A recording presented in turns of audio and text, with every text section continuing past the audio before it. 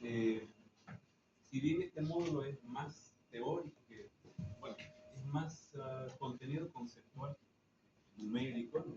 Hay algunas cositas que sí o sí tenemos que revisarlas, como en toda la parte de fisiología siempre hay alguna ley física, alguna fórmula, etc. Entonces, en este caso, nosotros vamos a ver dos fórmulas, dos principios.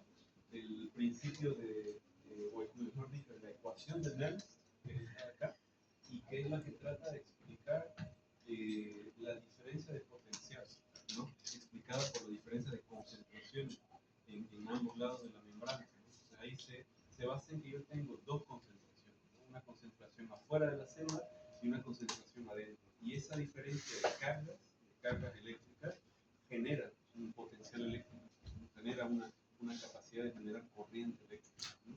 Eso está explicado por la ley de Nernst, y esta nos va a ser importante para explicar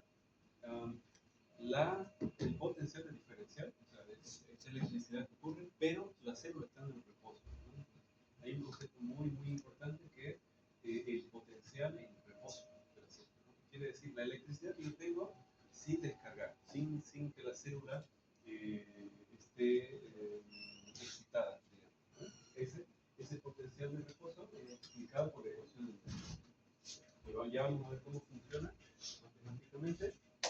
Tiene algunas cositas, como pueden ver en la fórmula. Por ejemplo, tiene aquí la parte de constante de los gases, la temperatura absoluta medida en grados Kelvin, tiene la carga eléctrica del ion que estoy estudiando, entonces ahí lo mismo, ¿no? Es sodio, potasio, sodio, magnesio, calcio, que le vamos a poner la carga eléctrica, y tiene la constante de Faraday, que es una constante de los campos eléctricos.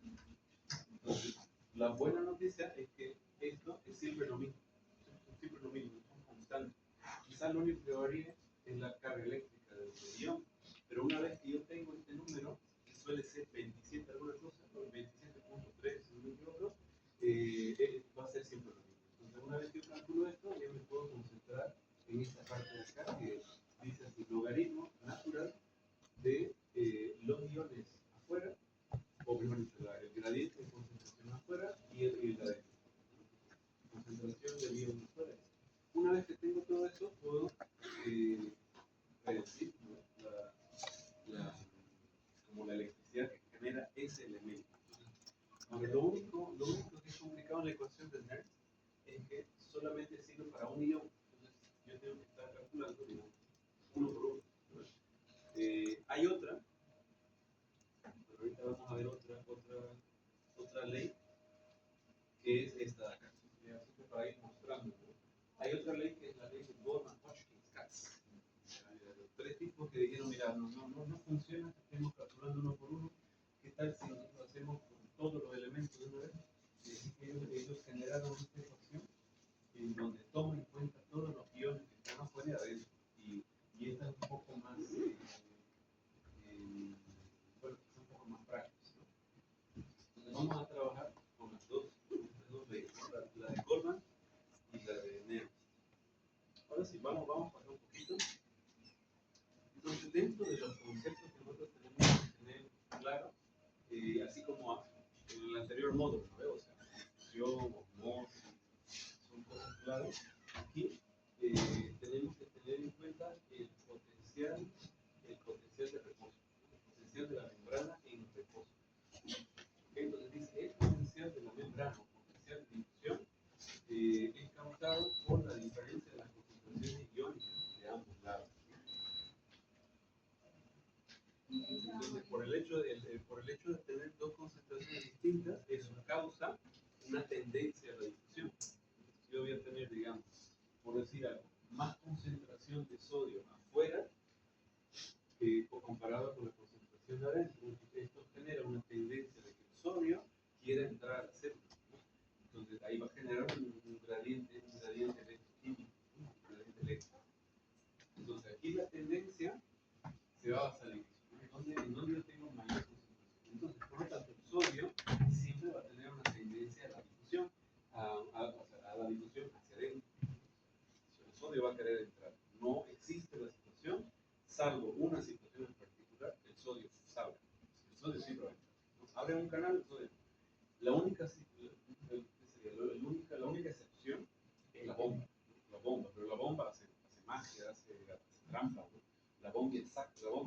sodio, pero con gasto de energía, ¿no? Pagando precios, pagando un peaje.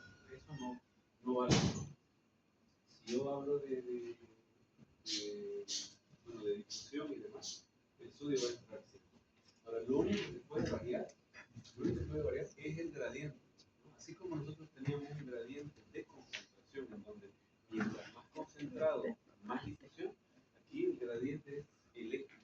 Entonces, mientras más diferente es la concentración mientras más diferente es la carga eléctrica, mayor la tendencia a la difusión. Por ejemplo, yo tengo la célula dentro muy negativa y afuera muy positiva, hay la tendencia de que pequeño. Ahora, si la célula se va haciendo cada vez más positiva, el sodio igual va a entrar, pero la tendencia va a ser menor. Es como que la balanza se va inclinando para, ¿no? hacia un equilibrio y la tendencia al sodio suele ser menor. Hay una diferencia grande, ¿no? entre adentro y afuera. De ahí la tendencia es que el sodio entra, que es más concentrado. El potasio, en cambio, es más concentrado adentro comparado con afuera. Si yo abro la puerta del potasio, el potasio nunca va a entrar, va a salir. ¿No? Y es por eso que el potasio interviene en la repolarización de la célula. Ahorita vamos a ver qué significa repolarizar la célula.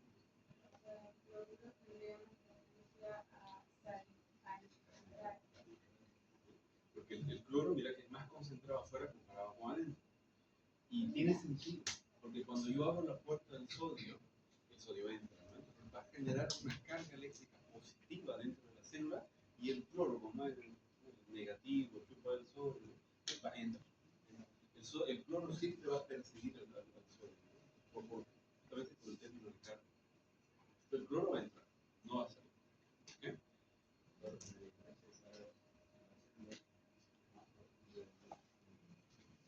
El sodio entra, pero entra con menos fuerza. Mientras la célula, claro,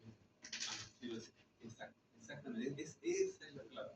Si la célula se va haciendo positiva, el sodio ya no entra tanto, ¿no? Pero el potasio sale.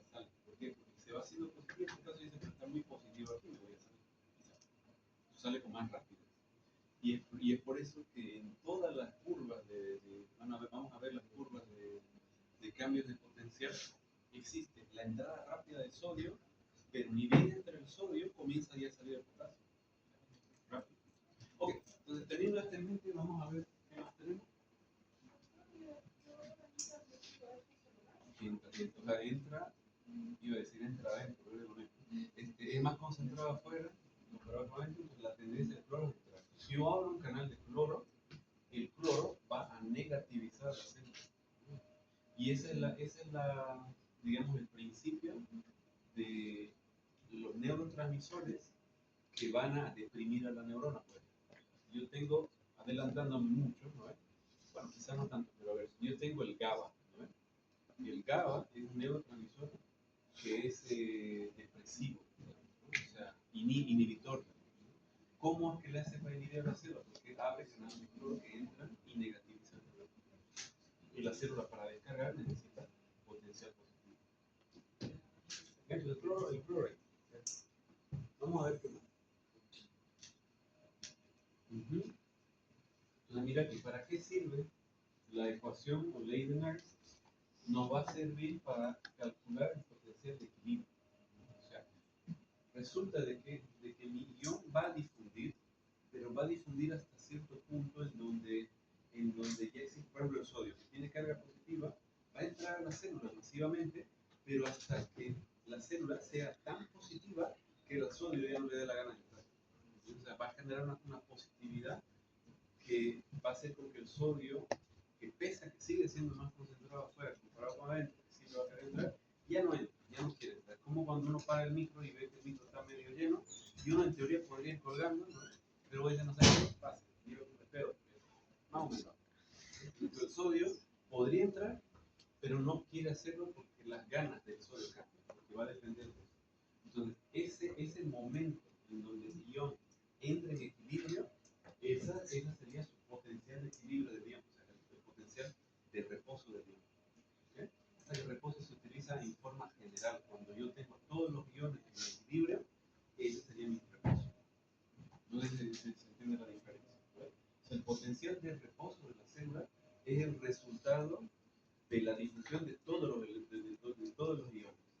Una vez que difunde calcio, sodio, cloro, potasio, cuando queda en equilibrio, ese es el potencial de reposo, el resultado final.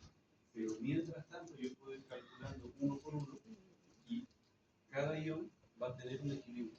Entonces, el sodio va a llegar a un momento donde ya no va a querer entrar. Puede, pero no va a querer. ¿Por qué? Porque hay muchas cargas positivas de célula, con tal de que el sodio, como que no lo repunta un poquito. ¿Ok? ¿Ok? Entonces, a ver, ¿qué más? Ahorita calculamos calculamos aquí matemáticamente. Ok, entonces mira, potencial de reposo dice la diferencia de un gradiente eléctrico entre la membrana entre el interior y el exterior. El momento en el cual no hay actividad eléctrica. Claro, o sea, si yo tengo a la célula en reposo, eso significa que todos los iones han terminado de difundirse según su gradiente de concentración y según su gradiente eléctrico. Todos los iones han terminado de difundirse y llega un punto en donde ellos están en equilibrio. En ese momento la célula no tiene actividad eléctrica, pero si yo cambio ese potencial eléctrico, la palabra técnica sería despolarizar la célula.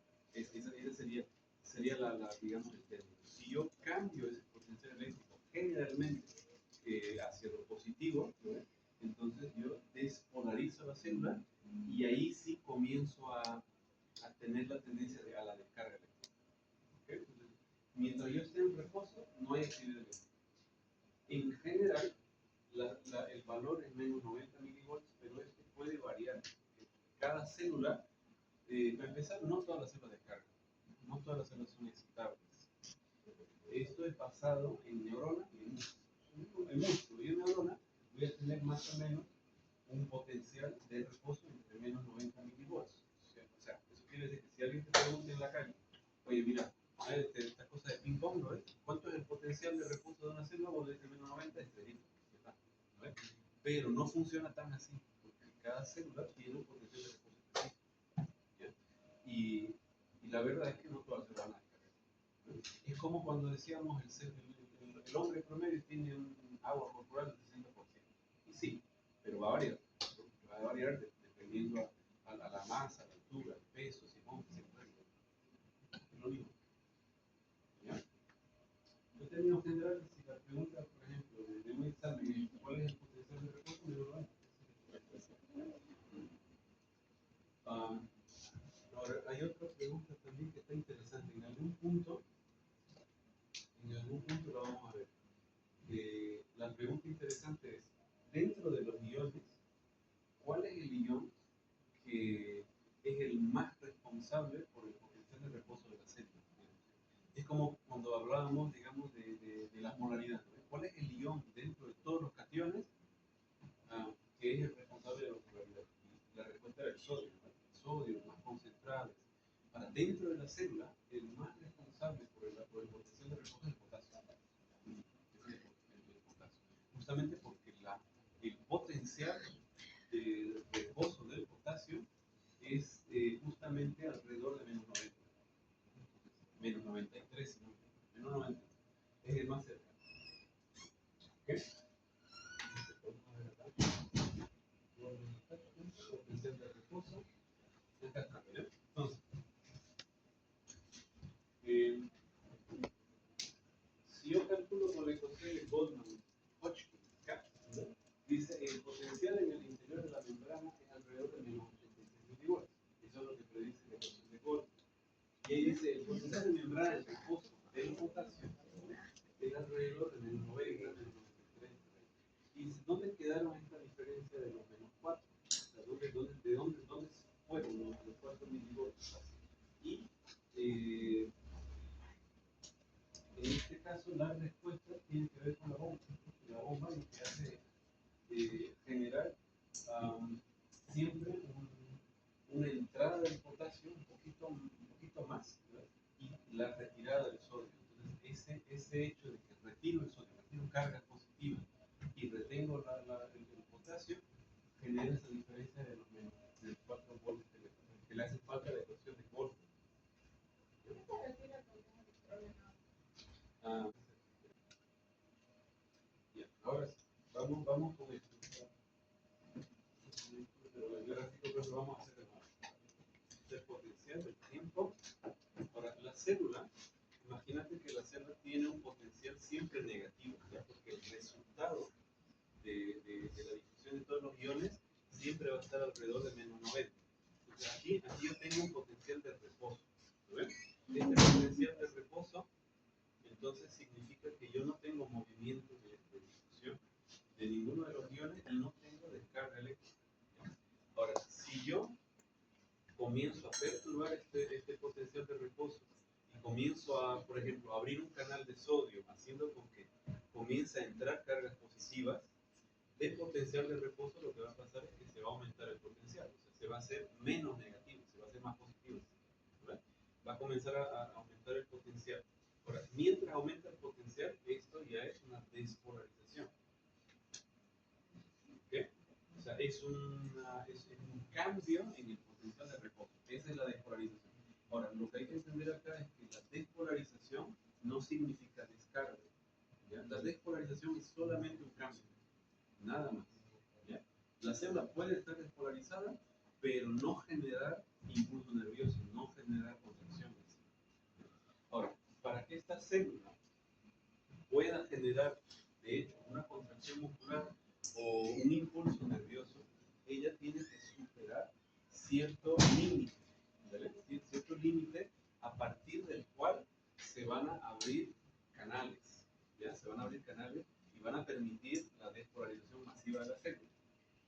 Se suele llamar a este límite el umbral de excitación. Hay mucha terminología más, ¿no? Pero a ver, potencial de reposo, despolarización como el cambio, ¿no? Y luego está el límite, ¿no?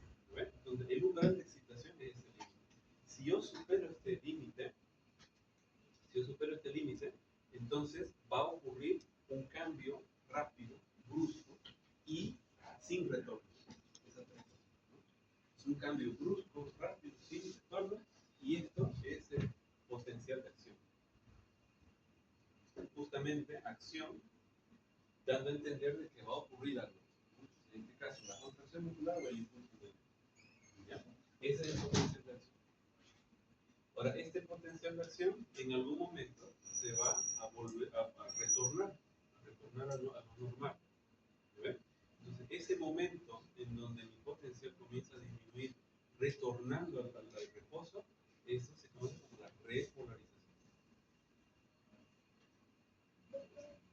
¿Cuánto es el umbral? Como 40. Como 55. No, como 40. Eso va a variar, ¿no? Va a variar de célula en célula. Pero la cosa es que acá Pero más o menos, claro, generalmente si vos aumentas unos 30, 40 milivolts por arriba del reposo, supera el umbral. ¿Qué pasa cuando retorna al reposo otra vez? Cuando vuelve a bajar. La repolarización, bueno, aquí tiene que haber algo. ¿Qué pasa? Entonces, aquí se suelen abrir los canales iónicos, pero que son dependientes del ligando. ¿Ven? Entonces, sí van a ver En la despolarización. claro, cuando yo estoy en el reposo, yo voy abriendo canales dependientes del ligando, que significa dependientes de neurotransmisores. ¿Ven?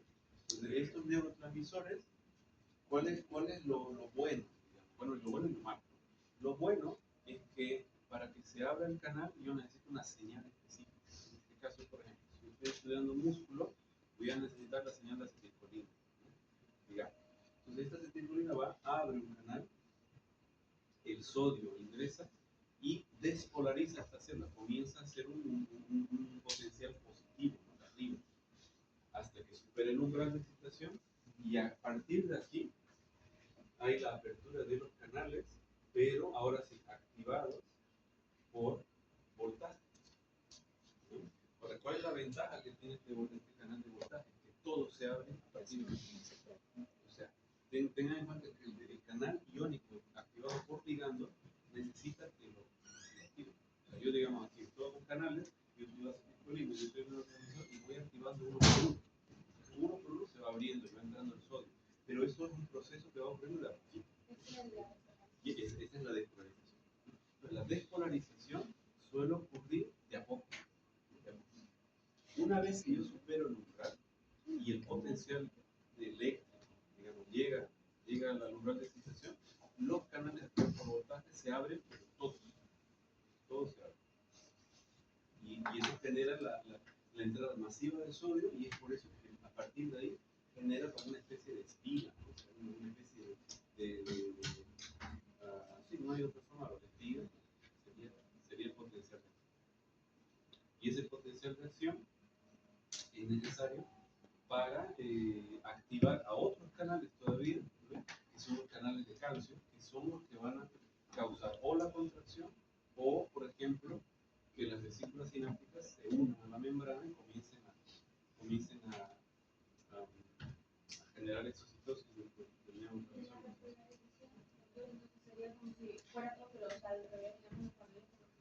El absoluto es cuando una vez que yo genero el potencial de acción, yo no puedo volver a activar esta célula hasta que ella esté en cierto umbral de relajación.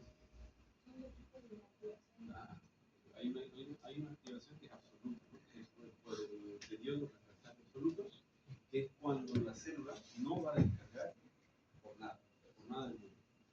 Ese sería el refractario absoluto. Y el relativo es cuando podría, en teoría, descargar si el estímulo fuera muy potente. Yo lo comparo, hay muchas ejemplos. Potencial de acción que está bonito. Mira, el potencial de acción, esta despolarización puede variar porque es dosis dependiente. ¿Dosis dependiente de qué? De la cantidad de sodio que ingresa, que es capaz de ingresar. ¿Y de qué va a depender el sodio? Depende del ligando, del neurotransmisor. Si yo tengo, claro, porque si yo tengo, por ejemplo, si yo tengo un neurotransmisor, no quiero poner nombre, pero un neurotransmisor, yo voy a activar un canal. Si tengo dos, voy a hacer más rápido, voy a activar dos canales. Si tengo tres, y así va la cosa. Si yo tengo la suficiente cantidad de acetilcolina o neurotransmisor, voy a ser capaz de despolarizar más rápido para que llegue al umbral de excitación. Entonces, esta despolarización es variable. Ella puede variar, depende de la cantidad de neurotransmisor que yo tenga disponible en el espacio que se llama hendidura neuromuscular, o será el espacio, digamos, presináptico. ¿Okay? Ahora, el potencial de acción, una vez que yo supero el umbral, voy a activar a todos los canales de voltaje. Todos los canales de voltaje se me van a abrir. Entonces, este tamaño, digamos, este efecto, va a ser el mismo. Por eso que dice que es siempre igual. Porque una vez que yo supero el umbral, voy a abrir la misma cantidad de canales activados por voltaje y voy a generar el mismo efecto. Entonces, el potencial de acción tiene que ser siempre igual. ¿Okay? Esa es una diferencia. ¿Y esto para qué me va a servir saber eso? Que hay enfermedades, ¿no?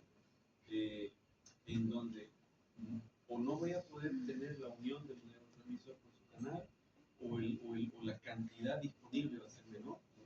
Entonces me va a generar dificultades para iniciar la despolarización, y por lo tanto la clínica va a ser de pérdida de fuerza, por ejemplo, pensando en una en específico. ¿Ya? Ahora, si yo afecto el potencial de acción, no es que se me va a afectar la fuerza, se me va a afectar la transmisión sináptica en sí. Entonces yo voy a tener parálisis eléctrica. Si yo no despolarizo, si yo no genero potencial de acción, la célula no descarga y no genera impulso nervioso. Entonces no siente, no se contrae, no nada. Pero si yo juego con la despolarización, yo voy a ir teniendo diferentes efectos, voy a tener diferentes niveles digamos, de contracción y así. Entonces la clínica va a ser pérdida de fuerza, pérdida digamos, de sensibilidad y cosas así. ¿Okay? Entonces ahí va a ser, pensando en lo neuro, si es que digamos, la enfermedad está antes de potencialización o después. Bueno, siempre igual. Es activo y se propaga sin cambio. Pero lo más importante creo que está arriba. Hay una ley que se conoce como la ley de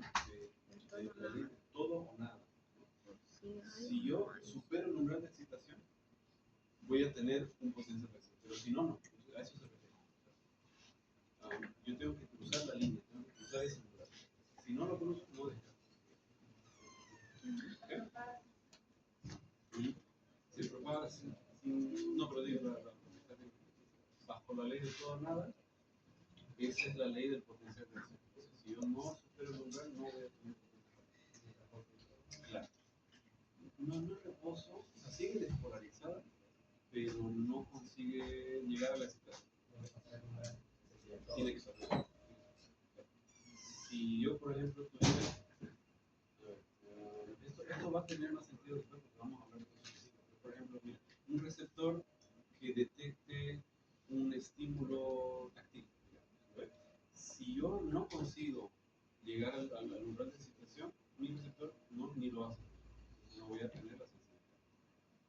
Entonces, yo puedo tener el estímulo. Yo puedo tener el estímulo, pero si no supero el nivel de excitación, no voy a conseguir descargar esa información. Entonces, por eso que yo digo, la despolarización no es lo mismo que potencial de acción. La despolarización es simplemente un cambio generalmente positivo que existe en la célula, pero el potencial de acción es el que termina generando la descarga. Ok, vamos a ver qué más tenemos acá. Bueno, tratando de hablar de aquí estaba la explicación de la despolarización. A ver, dice despolarización, el cambio del valor eléctrico de la membrana en sentido positivo. Es bastante ¿vale? Yo tengo un potencial de reposo, si yo voy para arriba, ¿vale? Yo estoy despolarizando la célula.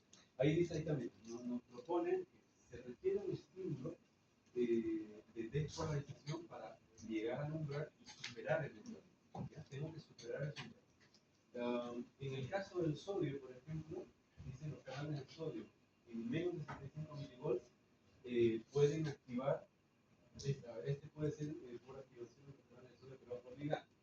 Claro, yo primero agarro una molécula, activo el canal y hago que el sodio vaya entrando y pase de menos 90 a menos 65. Eso es por ligando, pero una vez yo supero el umbral, hago que los canales activados por voltaje se abran y ahí entra el sodio masivo.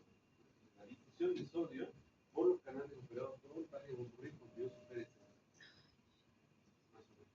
¿Ven?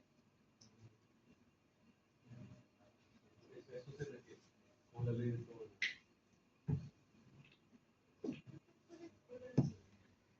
canal está inactivo y no está unido a su receptor. Cuando yo tengo, digamos, la activación mediada por ligando, el canal se abre y esto hace que el sodio activado por ligando entre y sea capaz de pasar de menos 90, que era el reposo, hasta más o menos 35 milivolts, que sería como el umbral de excitación del célula. Una vez que yo tenga este umbral de excitación, voy a hacer con que los canales de sodio activados por voltaje se abran. Ahora, mientras va pasando este voltaje, dice el canal se inactiva. Y ese sería lo que dijimos de periodo refractario. Lo mismo pasa con el potasio. Menos 90 está en reposo y luego la activación aparece a partir de los 35, que sería cuando el sodio entra y la célula está súper positiva. ¿Okay? Entonces, la repolarización se da por la difusión de potasio. Los canales de potasio son más lentos. Lo que pasa es que la diferencia de canales, o sea, la diferencia del sodio es muy grande comparada con la diferencia del potasio. Pero bueno, más lento. La difusión del potasio hacia el exterior hace perder cargas positivas, restituyendo la polarización de membrana y por eso se llama la repolarización. Ahora, hay una cosa que no hemos dicho. ¿Qué pasa si yo a partir del potencial del reposo bajo más todavía? ¿Qué pasa si a partir de mi reposo yo bajo más y me quedo acá? ¿Qué es lo que va a pasar con la célula? Yo digo, esto se llama hiperpolarización. Entonces acá yo tengo una distancia que cumplir para superar el umbral de excitación. Esa distancia, la célula la tiene calculada en términos de del sodio que tiene que entrar, de neurotransmisor que tengo que liberar. La célula ya tiene esa distancia calculada en términos de dosis. Pero si yo bajo, voy a incrementar esa distancia y voy a hacer más difícil la descarga. Aquí voy a necesitar un extra sodio. Entonces la célula, hasta que recalcule, va a estar deprimida. Y eso, esa estrategia de hiperpolarización, la utiliza el cuerpo para la inhibición. Entonces, si yo quiero hacer que una neurona no descargue o un músculo se relaje y no contraiga, yo voy a emplear la hiperpolarización. ¿Y cómo hago eso? O dejo entrar cargas negativas o saco las positivas. Entonces, yo saco el potasio o dejo que el cloro entre. En ambas situaciones yo negativizo la energía. Entonces, hago que la distancia entre el potencial de reposo y el umbral de excitación sea mayor. Por lo tanto, las chances de excitación, las chances de descarga son menores. ¿Okay? Entonces, por eso digo, la hiperpolarización nos aleja del potencial, aleja el potencial de reposo a la descarga. Por eso tiene un mecanismo de inhibición.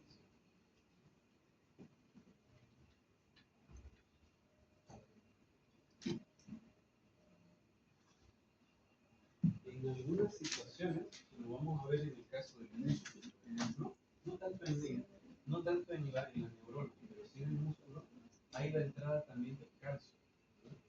Y ese calcio va a generar una especie de meseta, justamente por la entrada lenta y simultáneamente con la salida de potasio. Pasa que los dos son positivos. El calcio y el potasio son positivos. Entonces el calcio, cuando va a querer salir y repolarizar la célula, de pronto entra el calcio y eso va a hacer con que el potasio no pueda salir. Entonces el potasio va a decir, hasta que pase el señor, ¿no? Entonces el calcio va a comenzar a entrar y va a generar esa meseta de aquí. Una vez que entra el calcio, el potasio sale. A eso se refiere. ¿No? Entonces dice cuando cationes positivos están difundiendo simultáneamente hacia adentro y afuera, ¿no? En el caso del potasio que quiere salir, el calcio quiere entrar, entonces voy a tener una meseta. ¿Okay?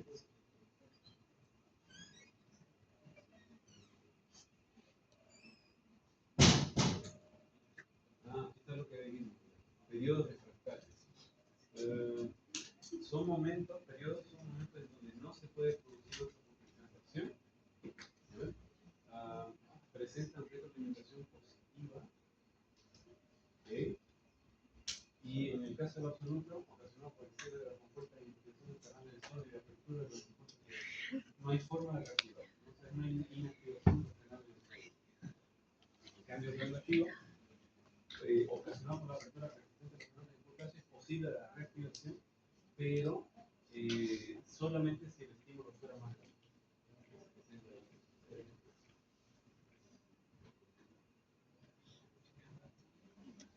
¿Okay? Se entiende esa parte, ¿verdad? Aquí en el relativo dice, ocasionado por la apertura de los canales de potasio, claro, porque el potasio va a hacer con que el potencial vuelva a la normalidad. Entonces, estos canales que van a estar permanentemente abiertos va a hacer con que el potencial vaya bajando hasta ciertos niveles donde yo baje desde el umbral, en donde si yo tengo un nuevo estímulo, puedo hacer con que exista de nuevo la excitación.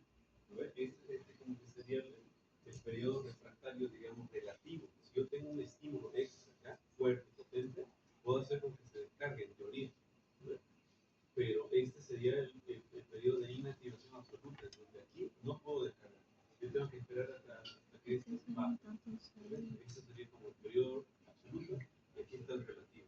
Y lo que normalmente ocurre es que la célula llega al reposo y a partir del reposo yo puedo despolarizar y descargar nuevamente. Periodo refractario. Ahí creo que resume todo lo que hemos hablado.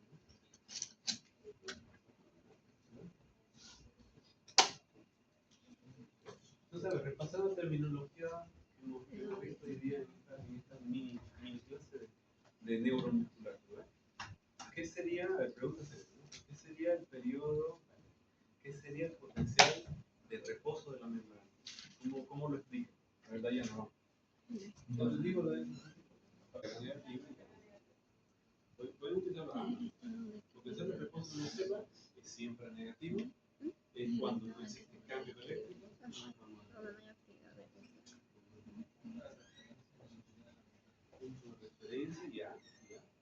Ese es el momento en donde no existe difusión de iones, ¿no? La célula está quieta, no hay descarga eléctrica, es negativa siempre, no puede haber un reposo positivo. Es negativa la potencial de reposo. Entonces es el resultado final luego de que todos los iones se hayan difundido a través de la membrana siguiendo sus gradientes de concentración y gradientes de efectividad. Una vez que ocurren estas difusiones, la célula entra en un equilibrio eléctrico y ese sería su potencial de reposo, que generalmente es menos 90. Hemos dicho que puede variar, en la práctica puede variar de célula en célula, ¿no? Pero eso se ha estudiado mucho más en el músculo y en la neurona. Entonces, ahí sacaron ese promedio de menos 90, ¿no? Pero obviamente, si yo agarro una célula del cabello, una célula del hueso, una célula que no descarga, seguramente su potencial es diferente, ¿no? Pero esto, para nosotros en la práctica, van a ser esas dos células, el músculo y la neurona.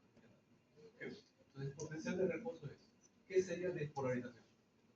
Pero, Despolarización es la apertura la apertura de canales iónicos que permite que se pueda elevar su corriente eléctrica. ya, ¿Qué se dice? Se puede elevar el potencial eléctrico. se puede elevar el potencial eléctrico para así llegar a un potencial de acción. Bien. Ahí, por ejemplo, lo importante es que siempre es para arriba, siempre es positivo. Un cambio y es ocasionado por la apertura de canales de sodio. Sí, de canales de sodio y la apertura de los canales. No, pues los canales de sodio son los canales voltaica. Eso, no todavía. Bueno, el fin es activar los de voltaje, ¿no? Pero aquí va a pasar todavía los canales de ligando. Canales de ligando. Bien, ok.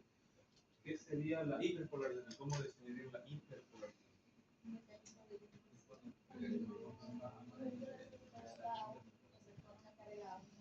Eso, y por allá está muy tímido. Hiperpolarización.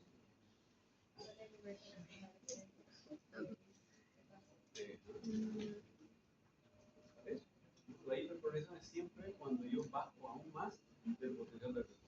Hago más difícil la descarga, aumento la distancia entre el potencial de reposo en ese momento y el umbral de excitación. Ese aumento de la distancia significa que yo tengo que tener más sodio, más canales, más estímulo, y la célula no puede tener eso automáticamente, tiene que calcularlo, ¿no? Entonces hace difícil la descarga y es por lo tanto un mecanismo de inhibición. Tener una célula hiperpolarizada es tener una célula deprimida, durmiendo. ¿Okay? Y esa es la base de la inhibición. ¿Okay? Antes de que me vaya. Si esa es la base de la inhibición, ¿cuál sería la base de la excitación? Hay un término bien bonito, que es cuando yo abro los canales de sodio de a poquito, hago una despolarización, pero es como un concepto diferente. El término, lo voy a dejar. Sí, el término es muy aplicado para lo neurológico, se aplica mucho en la neurona, no tanto el músculo, porque el músculo se contrae, ¿no?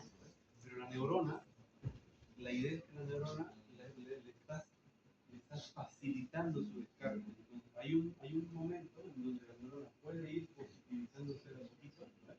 Puede ir despolarizándose, haciendo que cada vez la distancia entre su reposo y la excitación sea menor, sea menor. ¿Okay? Entonces, por ejemplo, mira, hay que pensar en una neurona del aprendizaje. Mientras más lees un tema, mientras más lees un concepto, va a salir más rápido, ¿no? Eso pasa, ¿no? Yo leo un tema, mientras más leo un tema, mientras más sé, más rápido. ¿Por qué? Porque yo estoy facilitando esa neurona. Yo le estoy dando el estímulo, ¿no? La neurona está cada vez más positiva, se le quita de la descarga y es capaz de evocar los recuerdos más rápido. Por ejemplo. Entonces, si yo hiperpolarizo y inhibo, si yo facilito, estoy despolarizando. No, al revés, ¿verdad? Si yo despolarizo, facilito. Si yo hiperpolarizo y inhibo. ¿Okay? Creo que, a ver, tengo preparado también algunas preguntillas por acá.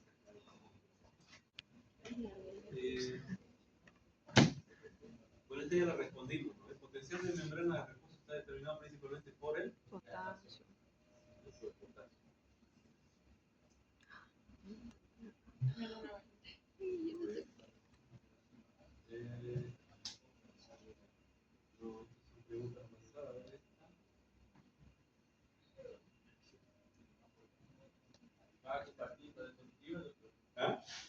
Entonces esta ya la tiene, esta es la misma diapositiva de Neymar. Ah, no, mentira, esta pregunta no la tengo. Sí, sí, sí. De las que estoy buscando una.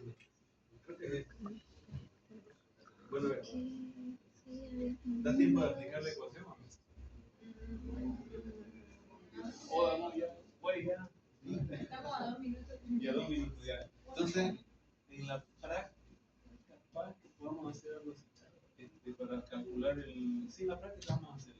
Utilizar la ecuación de Nernst para calcular el potencial de refugio en cada uno de los iones. ¿Ya? Vamos a hacer. Ok. ¿Ya alguien llegó? Oye, ya.